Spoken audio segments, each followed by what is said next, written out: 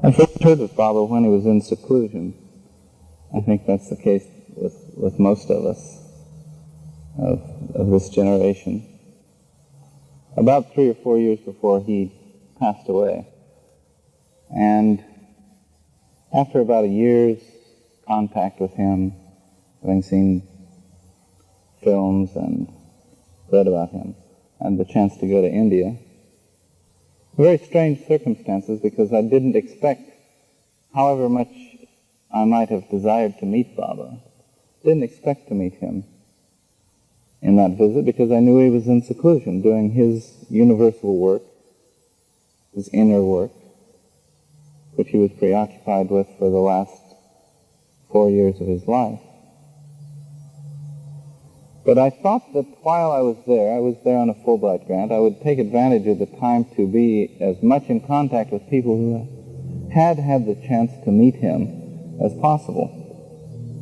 I thought I would go around and, when I wasn't teaching English, meet people who were in contact with him at one time or another, find out from them what Baba had been like to them and with them. Well, life with Baba is full of surprises. 2 months after my arrival in India, I was visiting Bombay to visit some of the Baba lovers there. And I arrived early in the morning in Bombay to be greeted by 2 older Baba lovers, 6 in the morning at the train station. Very soon they said, "We think you've come to see Baba." I said, "No, I've just come to visit his lovers here in Bombay." They say, "No, we think you've come to see Baba." I thought, "No, God. A language problem already at 6 in the morning after riding all night on the train." Well, I'll try to be real clear. No, I haven't come to see Baba. Just to visit his lovers here in Bombay. They say, we have a letter to that effect. I was saying, what? They had received a letter from Adi, Baba's secretary disciple, saying that Baba had invited me to spend 10 minutes with him 7 days from that time, August 17th. Later the meeting got changed. It got moved up and switched around a little bit. But they in fact had that invitation, and I had left the place where I was staying a day before the letter to me had arrived. So I was, till that time, totally unaware that Baba had given that invitation. Naturally, I was extremely excited. The days passed. The meeting was changed. I was beginning to think the next day, the meeting would be canceled, as Baba so often changes his plans. But no, in fact, I was on my way the night of August 14th by train to Pune. The night of August 14th by train to Pune, and then by car to Ahmednagar with Adi early in the morning. After a wash and breakfast at Saroshi Rani's house, sort of cousin of Adi and very intimate, long-time disciple of Baba's. We set out in this old 46 blue Chevy of Adi's 9 miles away to Meherzad, where Baba and the close disciples were staying, and where Baba has made his headquarters for the last 20 years, I think. Baba is always one for great punctuality, and while I was finished with breakfast well in advance of the time we were supposed to leave, Adi was still drinking some tea, and I was seeing the clock on the wall creep around toward 9 o'clock, and I was thinking, well, it's probably just about time to go. And Adi, in fact, says, if we're late, Baba will really be angry. And then he ordered another cup of tea. And I was sitting there, probably be a little upset. I said, "Don't worry though, he'll be angry at me, not at you. It's my business to get you there." I was thinking, my God, I don't care who he's angry at. I just want to get there. You don't have the chance to meet God in human form all the time, so why don't we go ahead and not worry about who he's going to be angry at, but just go ahead and get there on time. So I guess I was a little naive about the fact that Adi had probably made that trip, several hundred times at least. We pop into his car and drive those 9 miles, arriving on the dot of 9. Okay. Out in the country, Meherzad is set. A few buildings in the Deccan Plateau, very isolated, very quiet. The car pulls up, a cloud of dust floats by, and there's no one around, a few dogs, and Meherzad is set. A few buildings in the Deccan Plateau, very isolated, very quiet.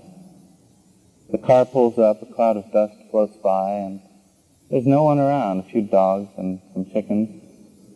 And suddenly out of the door of some building comes Erich. Erich is a long-time disciple of Baba's who translates Baba's gestures for people who speak English, for the most part. Been very close to Baba in the last 20 or 30 years. We embraced. He said, it's wonderful that you could be here. And he said, Baba wants you to embrace him when you see him and then sit down. I was tickled at this because, with most spiritual masters, you don't embrace them. You approach them kind of like in awe or great respect, but a distance. That's not the case with the avatar. Baba is so incredibly human that he is as one with you, as an old, old friend.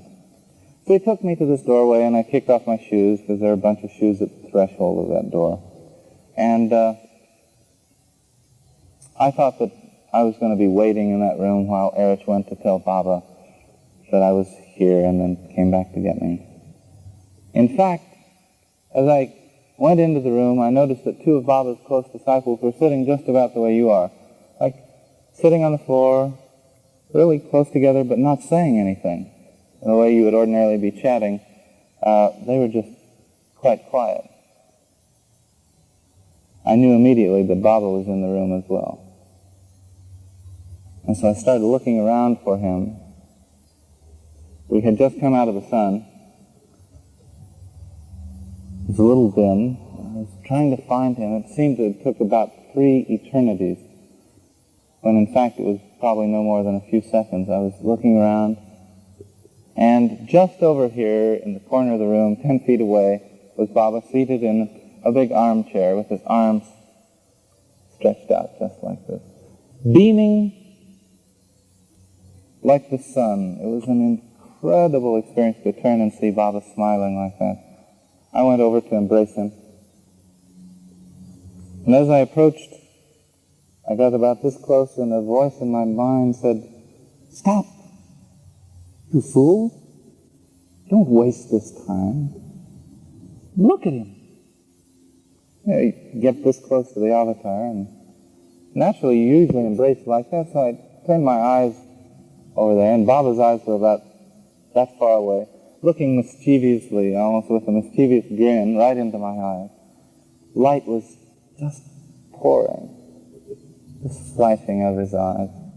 I went ahead and embraced on the other side. A very firm embrace on the part of Baba. Though he was 70 years old by this time, and embraced on the other side. A very firm embrace on the part of Baba. Though he was 70 years old by this time, and his work had taken a great toll on his health. Very firm, warm embrace. And about 2 weeks later, I realized that, in fact, he was the master of that situation so gently and so subtly that I didn't even realize that he had kissed me as we had moved from one side to the other. Many moments in that meeting with Baba were like that. They kind of grew out of the soil, where it seemed nothing had happened. Much had been crammed in what amounted to be about 15 or 20 minutes, and it was impossible to absorb it all consciously at that time. I sat down, and immediately Baba began to gesture, and Erich, who was sitting right beside me, would articulate. Baba gestured and he said, Baba asks, how did you sleep on the train last night? I said, I slept fine, Baba. I didn't tell him that I was afraid that I might not wake up in time to get off at the right station. But my mind has been very active. He says, why? I say, this chance to meet you here now, when thousands of your lovers in the East and in the West are longing to see you. He'd been in seclusion for a long time, and many lovers had not seen him for some time. It was very exciting to me, I said. He said, you're very fortunate to be here now, because as of today, my seclusion will become so strict that only these intimate ones, pointing to his close disciples, will see me from now on. But, he said, pay no attention to the thoughts of the mind. It's the nature of the mind to have all kinds of thoughts, good and bad. You must long for me with your heart. Then he said, in fact, pay no attention whatsoever to the spiritual path, or to any spiritual experiences. They're nothing but toys for children, because they're nothing but illusion. You must long, must strive to see me as I really am, he said. Then he said, how can you see me as I really am? By longing with your heart to see me. I was there for a short time, so he was both asking the questions and answering them, so as not to waste time, I guess. And then he said, how will you get this longing? By loving me. Again he said, you must strive to see me as I really am. Some time passed, he said a few things. Then he looked at me with a very straight face and said, God proposes and man disposes. I wasn't. Again he said, you must strive to see me as I really am. Some time passed, he said a few things. Then he looked at me with a very straight face and said, God proposes and man disposes. I wasn't going to tell Baba that I thought that sounded backwards. I didn't know adages and proverbs all that well. But it did sound backwards to me. You know, man proposes but God disposes is the way I'd always heard it. Baba was a straight face and things. Again he repeated, God proposes and man disposes. And then he broke into a great smile again and said, I had proposed that you come here for a few minutes and then go away, but you have disposed of my proposal. I want you to stay a few more minutes. He says, have you met Francis Brabazon? Francis, the Australian poet that had been with Baba for 13 or 14 years at that time. I'd read his poetry. I said, no, Baba, I've read some of his things. I haven't met him. So for the first time, took my eyes off of Baba and reached over and met Francis. Baba asked Francis to recite some of his recent poetry. Francis had a sheaf of pages. He read out a song, the words to a song, one line of which goes, don't try to slow me down by offering me a trip on LSD. I travel unencumbered, guided alone by love, see? Baba smiled, and then he had him read a couple of other poems, one in the old tavern poetry tradition of the Persian saints, where the symbology of taverns and wine and beloved is all spiritual symbology, referring to the setting where the master is, the tavern keeper is the master, the wine, his divine love that is so intoxicating. And as he read it, as Francis was reading, Baba was just smiling and rocking back and forth and keeping time, quite contrary to what one might imagine the stereotype to be of a spiritual master, who sits in meditation with a beard and is totally unresponsive to people around him. Baba was, without question, the best audience for anything and anyone. It sounded as if music were playing almost, because these poems, in fact, are written to be sung as songs. And every once in a while, when a line would come to its peak, Baba would look at me and go, "Isn't that something?" So as to say, "Isn't that out of sight?" So, this went on. Shortly after, Baba turned to a Persian disciple seated a few feet away and gestured. This Persian disciple knows most of Persian poetry by heart. Baba has only to gesture a couple of lines, and he knows what he wants recited. And so Baba indicated he wanted a certain couplet from Hafiz recited, which this man named Aloba spoke out from memory. And Baba translated the couplet to read, "Millions of men of God stand in a queue, in a line, to cross the threshold of the God-man. One crosses the threshold out of the millions. Out of millions who cross the threshold, only one can see me as I really am." Again, Baba looked very seriously and said, "You must strive to see me as I really am." I knew what he meant by that, roughly, as much as one can know at an ordinary level, because I'd read some of his descriptions of what seeing him as he really is means, beyond the coat of his human body, the infinite consciousness of God, of the avatar. Not to think that Meher Baba is in one place at one time, but to know that he is in everything and everyone. Well, by this time Baba had said it 3 or 4 times, and I was beginning to think I was a pretty poor conversationalist, not saying a thing. So I kind of thought that I should say something. Said, "By your grace." How else did I think that I could see him as he was? I didn't even think I could see him in the human body except by his whim and his grace.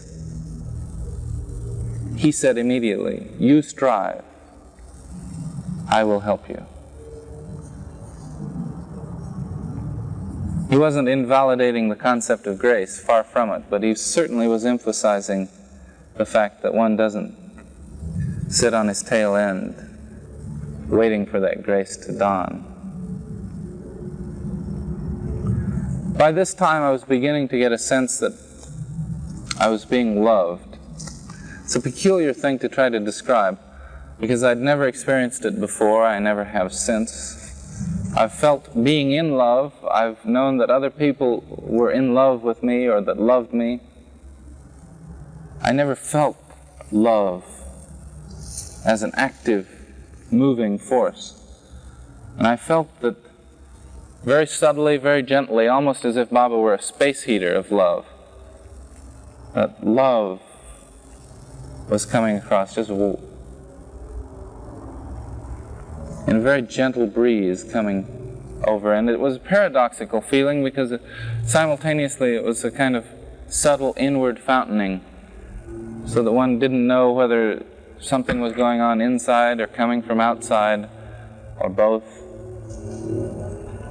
But it was so gentle that it wasn't even distracting. It just made me think, yes, so this is being loved.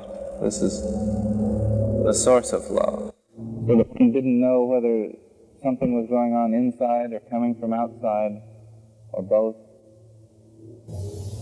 But it was so gentle that it wasn't even distracting. It just made me think, yes, so this is being loved. This is the source of love.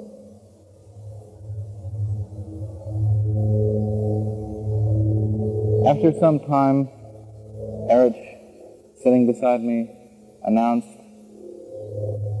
that the time for the meeting had almost come to an end. And Baba says, the most important thing for you is to hold fast to my Daman. Baba said, what does holding the Daman mean? You know, it's an analogy in Persian poetry that as the mother goes through the marketplace, her little child holds fast to the Daman, the hem of the garment. Because the mother is busy arguing and bartering and holding her groceries and her wares, like talking to these people. She can't hold on to the child. And it's so crowded in the bazaar that without the child holding on to the mother, he or she will get lost, will get swept away in the crowd. So the mother says, you hold fast to my Daman, and when we get to the other side of the bazaar, you'll still be with me. Baba says, what does holding the Daman mean? It means obeying me completely, doing exactly what I tell you to do. Of course, when you run into a perfect master, his word is truth. What he says is meant to guide you out of this darkness, this ignorance. It's the fastest way to listen, to pay heed to one who knows. Immediately after that, he said, I am God. I am truth. And the meeting had come to an end, almost as if for a few minutes Baba had held the curtain up on his seclusion, and by his grace allowed a brief glance. He was beaming, though later I found that he was very ill, very strained from his work. He was beaming and beautiful throughout,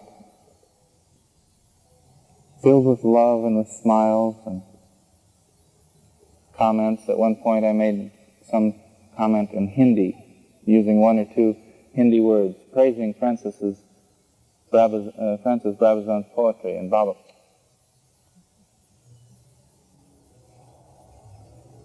So I went to Baba again, embraced him again, kissed him, felt a tenderness and warmth that really I think is incomparable, because he is like the oldest friend, the one that one has never not known. One has always known this friend, you find. And I walked out, because he is like the oldest friend, the one that one has never not known. One has always known this friend, you find. And I walked out. I walked slowly out, bidding farewell to Baba, wondering how I could walk out. How is it possible to leave? And yet feeling that I wasn't really leaving, that embrace sort of was going with me. I talked with Baba's disciples for some period after that. Every few minutes, Baba would send out a message, send out some mangoes, some word with one woman, Mandali with his sister one time, some message, you be sure to be in contact with this fellow, he will help plan some of your travels. It was as if I hadn't left his presence, and as if his attention were still caring for, considering his recent guest, a matchless host, even at the most human level. No lightning flashes, no thunderbolts, just a profound sense of being in the atmosphere of perfection, of great love.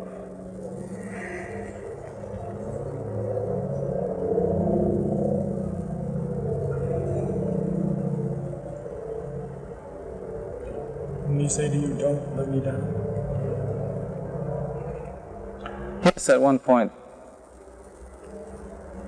Baba looked in the midst of what occurred and said, don't let me down. Did he ask you to strive to hold on? Or did...